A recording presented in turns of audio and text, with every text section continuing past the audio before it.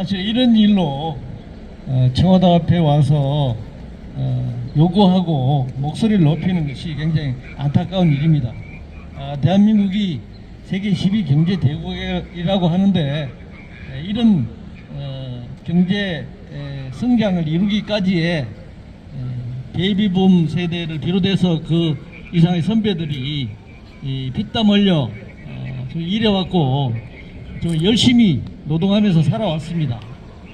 그런데 노인복지가 제대로 되어 있지도 않습니다. 사실은 노인빈곤율이 세계 OECD 국가 중 세계 1위라고 하는 것은 부동의 그 숫자입니다.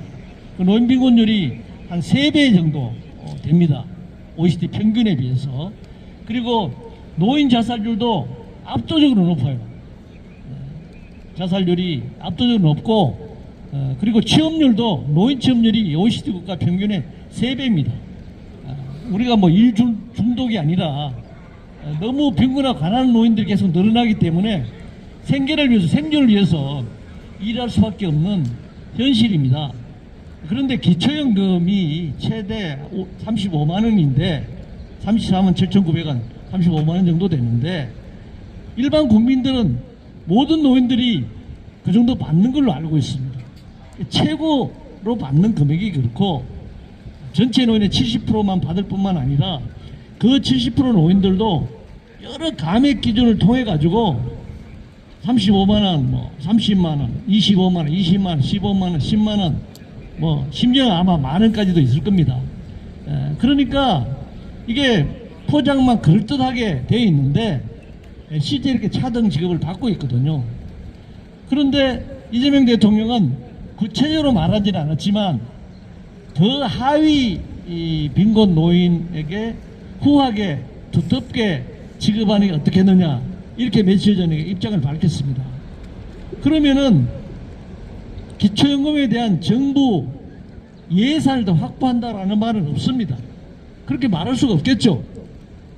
부자 재벌 감세를 통해 가지고 우리나라 조세 부담률이 18.4%입니다. OECD가 평균이 25%이고 우리가 잘 아는 북구 유럽은 다 40~50%의 그 조세 부담률을 갖고 있습니다.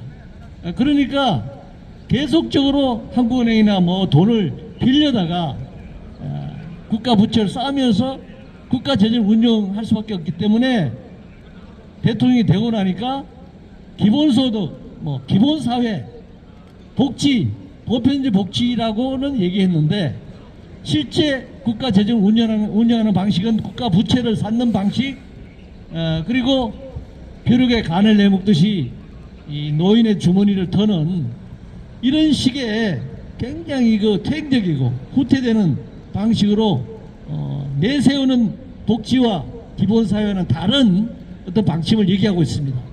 어제도 대통령이 직접 국무회의인가 뭐 이 보좌진 회의에서 말했는데 이 노인들 출퇴근 시간에 전철 타는 노인들에게는 요금을 받는 것이 어떠냐 검토해 볼 필요가 있다 이렇게 말했습니다. 정말 있을 수 없는 발언을 한 것이죠. 그래서 뭐 야당에서는 노인 폄하 발언이다 이렇게 공격도 했는데요. 사실 오늘 그 기자회견이 오늘 시점에 맞을지도 모르겠습니다. 그러나 그 기자회견 따로 우리가 할 예정이고요. 여하튼 제가 얘기가 길었습니다만은 있는 그동안에 관행적으로 해오던 복지를 후퇴시키는 것은 있을 수 없는 것이고 지금 차별적으로 되고 있는 부분들도 제대로 정상화하고 노인의 재산과 소득의 차이는 조세 부담을 통해서 형평성을 제고하는 정책으로 전환해야 한다. 그렇게 생각합니다. 이상입니다.